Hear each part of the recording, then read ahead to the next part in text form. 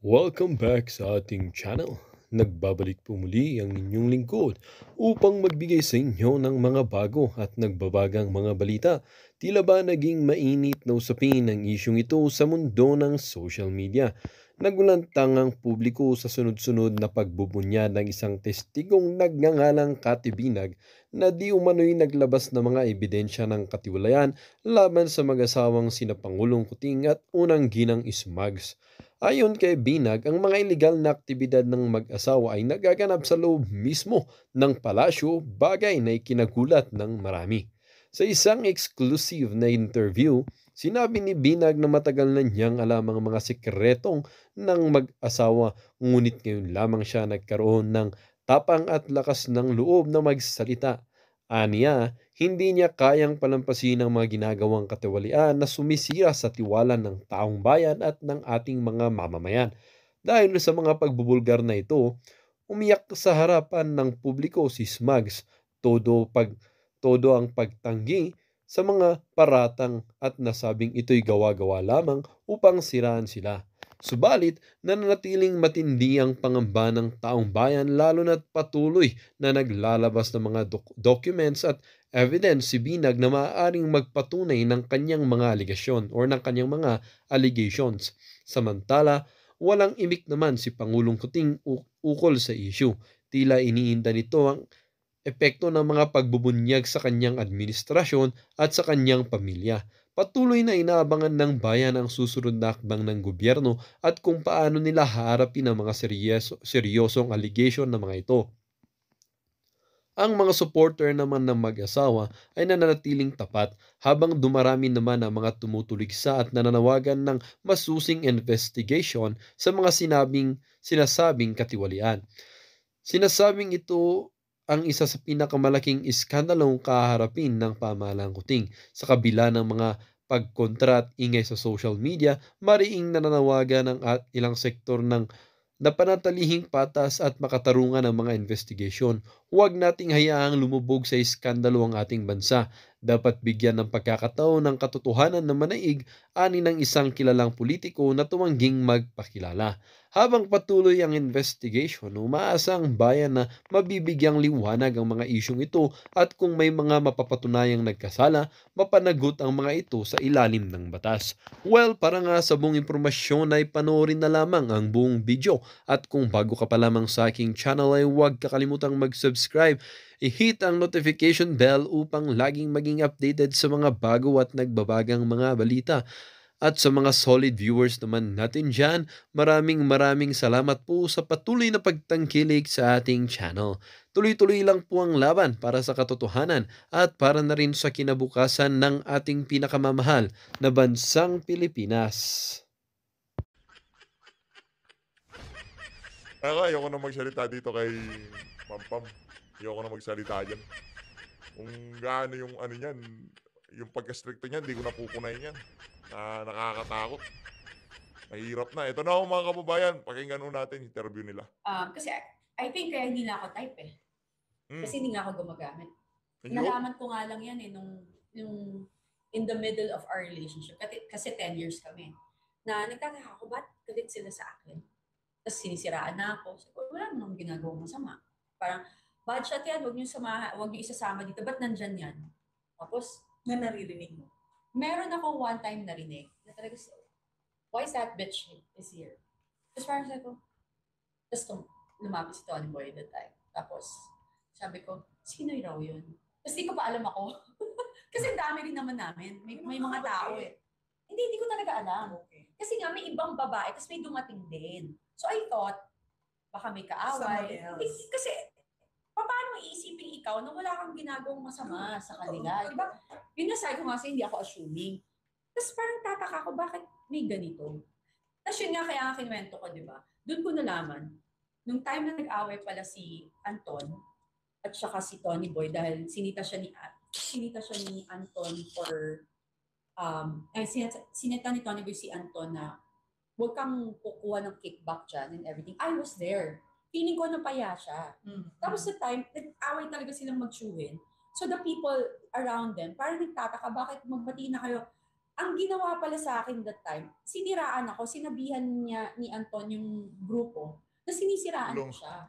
talagang tong si Anton Na na ako to. yung reason ba't sila nagkaaway. Kasi ayaw rin namang ikwento ni Tony ba yung story. Pero kinuwento niya sa iba. I was there also. Even sa Davao, kinuwento niya yun sa ibang kakilala na ayoko kasi ganito, ganyan. Alam mo yun. Tapos ako na pala yung masama. Wala akong mali-mali. Alam mo yung ganun. So, yung mga tao nagalit sa akin na, ay, nakikialam yun si Cathy, bakit ganyan? Ako nakikialam, anong malay ko? Bago lang kaya kami noon. As in 1 year pa lang kami nung when it happened.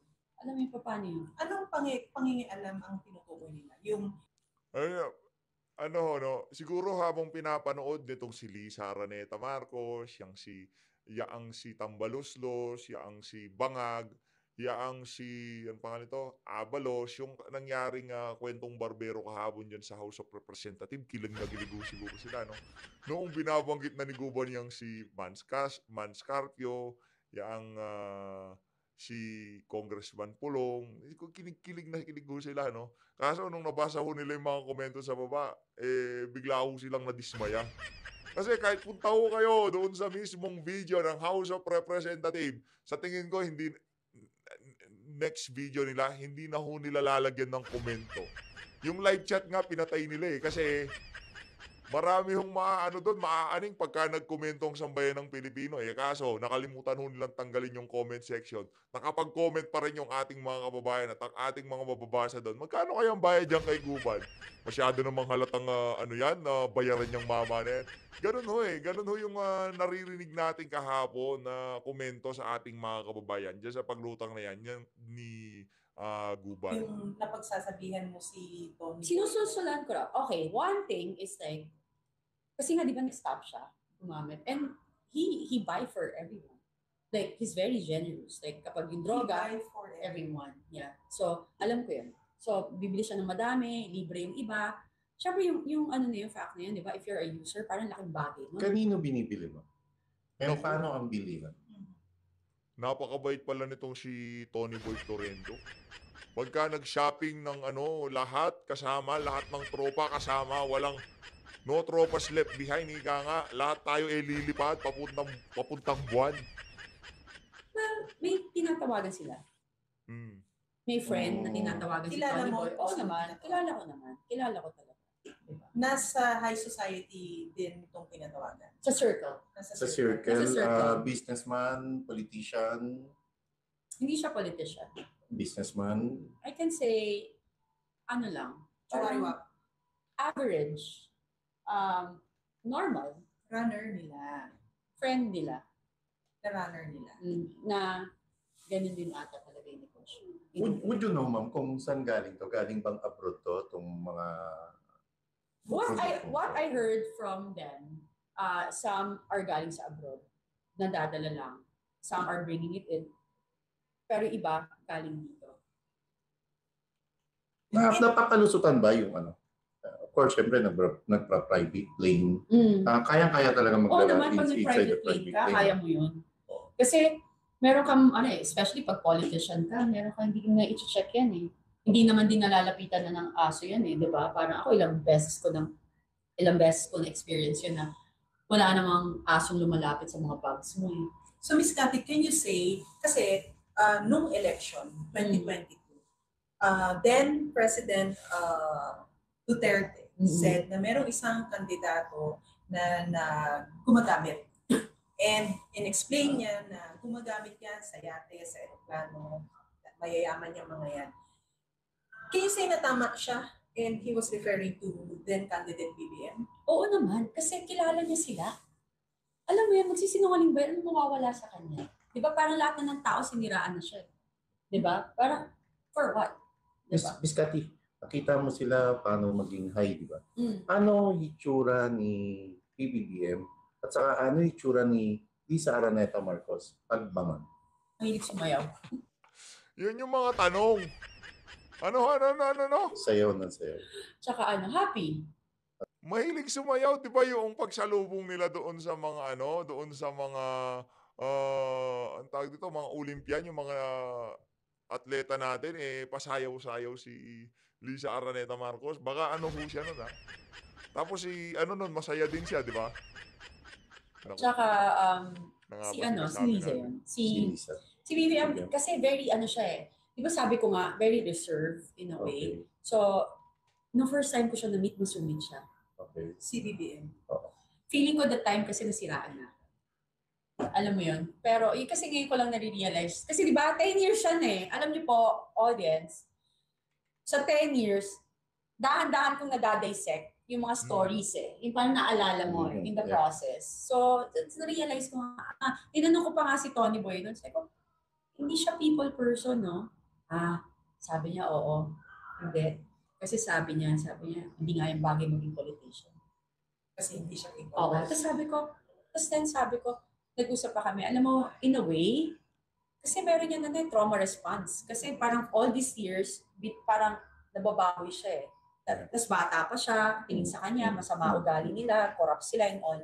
So naiihiya siyang makipag-engage siya, hindi niya kilala talaga. Pero syempre from the distance, nakikita mo sila. Sabi mo, nagkakantahan, inuman, happy-happy, di ba? Ang isang Lisa Araneta Marcos ba, clingy or touchy sa mga ka-jamming na lalaki? As Oo naman, parang Naku, touchy pala tong si Ma'am Shi. Naku po, yung mga touchy na yan, pagka nakainom, dapat dumidistansya ko sa mga yan dahil pagka tinatch ka ng mga yan, naku po, yare. Baka di oras, naku po, yari kayo dyan kay Palaka. Makukuka kayo sa kanya. ano siya, parang friendly, di ba? Ewan ko, Friendly, yung friendly. Oo, friendly. Maapesete, mga ganyan, di ba? Hindi mo nakita yun? Well, na-experience ko sa HQ ng gano'n siya. Oh. May sweet moment siya na ganyan. But then, of course, what we can also say is, sa HQ, during the campaign, BBM was also not very people-oriented or people. Umiiwas siya, di ba? Umiiwas. Oo, At kung hindi kanya core group, you have to, kapag at may message siya, it has to course through someone na core group niya. Yeah. At ibababa na lang. Nahihirapan siya mag-trust. Kaya nga ang nakikita ko, kaya nga sinasabi ko, hindi siya nagpapatakbo ng Pilipinas. Alam ko, ako kita ko yun. Hindi siya Sino nagpapatakbo ng Pilipinas? Asawa niya. Oh! Ouch! Yan na nga ba sinasabi natin? Yun, ito mga ganitong klaseng detalye, ito yung mga makalaglag upuan. Ito ho ang matinding kailangan pag-usapan sa social media. Kaya i-share nyo na ho, no? Tabunan ho yung issue ni Guban dito sa issue nitong si Kati Binag. Kasi kailangan ho Alam nyo, sa mga nakapanood na, ganito lang naman yan Sa mga nakapanood na, alam nyo na ho sasabihin nitong si Miss Kati Binag. Pero marami pa hong hindi nakapanood. Kaya kung mangyari, i-share nyo ho itong video. At punta kayo sa third floor studio, i-share nyo rin yung video nila para magkaalaman. Ito kasi yung mga juicy part, nga, yung talagang malalaman, yung malalasa talaga, yung tatamaan talaga tong mga tambaluslos at mga walang iya dyan sa Malacanang. Asawa niya, di ba? Kasi hindi nga siya ganun. How can you be a president if you cannot even face the people? Di ba? Bago ka maging leader, kailangan kaya mong harapin, 'di ba? Ang tao, 'di ba? Kahit mapanegosyo pa 'yan or anything. Lalo na presidente ka, you need to be answerable to the people. Nakita mo ba ang isang Lisa Araneta Marcos na binubulyawan ng isang Bongbong Marcos? Hindi ko 'yun nakita, pero alam ko nangyayari 'yun kasi nakwentuhan ako ng isang beses lang talaga ni Tony Boy. Sabi niya, bulyawan or Masaya siya. bastos daw.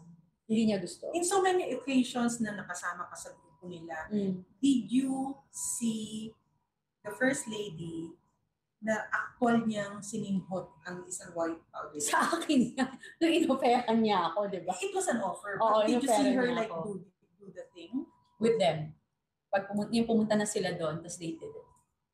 Okay. From the distance. No? Oo. Na Kasi alam mo, humihit. Ano yes. yung humihit? Sumisinghot.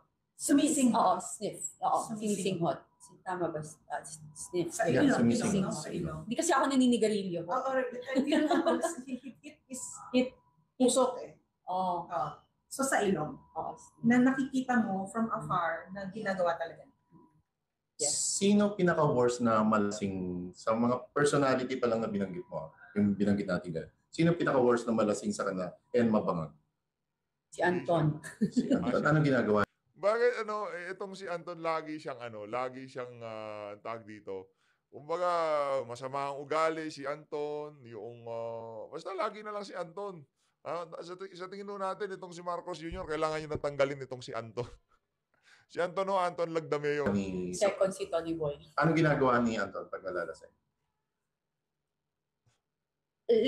Lousy, tapos loud, tsaka alam mo yung ang dumi, alam mo yung yung lumalawan. Yung sweat sobra, no? Ganun talaga sila. Naglalaway. Tayo, pag nalalasing, natutulog ho tayo. Itong si Anton pala, iba eh. Iba trip niya pag nalalasing, naglalaway ho siya. They smell. Yucks. You smell it if you do drugs. Yun. Iba. Alam mo yun, nakakasad nga. Kaya nga sinasabi ko to palagi, even with my kids, yung nangyari na sa anak ko. Sabi ko, galit na galit. Sabi, tanga-tanga mo. Bakit mo ginagawa? Napakatanga mo. Feeling ko kasi lahat ng nagde-drugs tanga. Okay, you mentioned your kids kasi one of your kids got involved also. Yes. Who influenced you? Ito yung panganay. Yung panganay ko. Who influenced her? Part of their group when I'm not around. The elderly group or also the sons and daughters? No, the elderly group na may mga barkadahan. You know, sa clubs kasi, di ba, sa mga bars. Sure, yung anak ko may mga kaibigan. So yung mga kaibigan niya, kaibigan sila. Sinabihan ko siya kasi may nag-warn sa akin that time. Sabi ko, anak, wag ka. Okay lang lumabas ka. Kasi very open ako with my kids. Parang yung relationship namin transparent. And dun ko talaga na-feel that time. Dun lang siya nagsinungaling. Kaya you know for a fact there's something wrong. Kasi nagtatago siya. Tapos, ang ginawa niya that time is like, may inuutos ako 6 months na hindi niya pa nagagawa. Tapos hindi niya ako sinasagot sa phone. Pabalik na ako 6 months kasi ako 6 months sa States, diba? Tapos, pinasundan ko siya. Tapos pinabantayan ko. Kasi winarningan ko kasi siya. Sabi ko, wag na wag ka talaga. Kasi may nagsabi sa akin na i-implantan ka, gagawan ka ng problema. Alam mo yung ganun. So, wag na wag mong gagawin yan. So, buti nahuli ko in a way. Alam mo yun na umami naman siya. Nung nahuli mo siya, nalulung na ba ito? Hindi, kasi less than a year. Pero it's starting there. Kasi cocaine talaga super addictive daw. Yan eh. I don't know pero kasi I never use it. Pero lahat ng sinabi ko na ang hirap na raw tanggalin. Hindi mo matatanggal na long term. Tignan mo naman yung nakaupo ngayon. Correct. Sa bagay, ex ko, di ba? From the time na bata pa siya, meron So sa tingin mo up to now, gumagamit pa rin ng isang Bongbong Marcos? I think so. May manifestations of nakita ko yung mga interview niya, grinding, yung ganun siya. Yung tumitigas yung dito. Yan ang tingnan nyo sa mga cabinet members. Tingnan nyo, tapos yung skin, yung mga mata, yung skin nila, grayish, brown, yung mga ganon. Si Sandro Marcos, bumisita ba minsan sa bahay nyo? Ay, hindi. My daughter is the one going there. Okay. May kagrupo sila. Kasama rin sa USB, of course, si Sandro. Syempre, just in case, di ba? Sa mga Duterte, sa mga Duterte kids, of course, taga Davao ka. Hindi ako taga Davao. I mean, natira ka sa Davao. Yes. Natira ka sa Davao. Okay. Natira ka sa Davao, and of course, naririnig mo ang isang Baste Duterte, Pulong Duterte, and Sara. May narinig ka ba kahit minsan na gumagamit sila or sangkot sa ipinagbabawal nila? Alam mo, nakakatawa, hindi ko sila close. Right? Hindi sila close. So, basically, hindi sila close. So, ang nangyayari sa akin is, si Tony Boy ang close kay PRRD. Okay? And si Tony Boy, ina-isolate niya ako. Hindi ako lumalabas sa Davao. He doesn't want me to attend events. Sabi niya, wag ka attend, even here in Manila, sabi niya, wag ka pag-chismis sa kanila, mga chismosa yan, mga inggitera. Ganun ang tingin niya sa society. So, pinaprotect ka niya. Sinishield niya ako. And you feel the sincere naman yung pag-shield. Exactly, yes. I learned from him with that. Okay. Sincere naman. Kasi like, imagine mo kung naghiwalay kami, tapos, kasi wala na nga ako bawal ako masyadong makapagkaibigan. Kailangan pili niya. So, imaginein mo, kapag kunwari, naging close kayo mga yan, tapos eto ngayon nangyari sa akin. nilaglag ako ng lahat. Iniwan ako sa ere. Di ba ang sakit? Kasi meron din ako mga, I thought friends ko na part kaibigan din niya, na parang, I thought ate ko na, like a sister to me. Parang, syempre, I don't have so much friends. So, nung nandun sila, I thought for 10 years, sila yung friend mo. I got so hurt. Di ba? Parang ang sakit-sakit nun sa akin. Alam mo yon. So, just imagine kung na-expose ako doon, na feeling ko yung bida, yung parang, kasi syempre, di ba, sabi ko nga, di ba, kung gusto ko sumikat, noong pa. Ang dali, di ba? Pero hindi Tama. Alam mo yun? So, hindi ko kahit kailan hindi mo narinig ang isa sa mga anak ni PRRD na gumagamit ng illegal substance? Hindi. Kasi even si Tony Boy, nung ano siya, tinanong ko siya kasi na-chismis si Pulong para lumabas. Sabi, hindi gumagamit yun. Hindi sangkot. Hindi, oo. Tapos sabi niya, parang alam po, may kaibigan niya. Even may ex, sabi niya, mga kaibigan gumagamit. Pero hindi siya. Miss Cathy, let's Galing na mismo kay Tony Boy Pagka sinabing Tony Boy, ano ho talaga yan? Merong voltage 5 kung tawagin. Pagka sinabing Tony Boy, kasama ho yan. No? Pagka sinabing Tony Boy, nanlilibre yan. Ganun ho yan, mga kababayan. That's one issue then. Naging babae ka daw ni PRRD. Grabe naman. May ganun business. Wow! Ako! Naging babae ka ba ni PRRD? Hindi! Diyos ko! Another question, Miss Cathy. Natawa ko doon. Pakawala ka daw ng mga Duterte. Talaga? O sige. Okay. Alam ko na merong gadget ang government. I've seen it. Okay? Nakita ko yan. Kaya nyo i-check ang mga emails, kaya nyo mga hack. Nakita ko it. I was there nung pine-present yan. Nakita ko yan. Kaya huwag kayong di ba? Alam ko yan. Kaya nyo i-hack, conversation, emails ko, public lahat Kaya nga, even ang social media ko, public. Yes. You can check. So, ganyan ka ka-confident Diba? na i-challenge sila. Yes, kasi I never talk to them. Pero I na-meet don't mo na talk si PRRD. Of course, several times. That's why we have photos. Parang ang stupid nga ng yung mga vloggers na nagmamaganda dyan para magkaroon ng viewers na nagmamarunong na alam nyo para lang kumita kayo. Nako, Diyos ko. Buti hindi ka nabibigyan. Hindi. Yung mga ensaymada at talganista, medyo natamaan ho sila doon Ano pakialam nyo kung meron silang picture? Pag nakita ko nga itong si Ma'am Cathy Binag, magpapapicture ako sa kanya. Madam, picture tayo pag kita tayo. Bakit? Babae ang mga anak mo. Baka sabihin naman nila, babae ni PH update yan.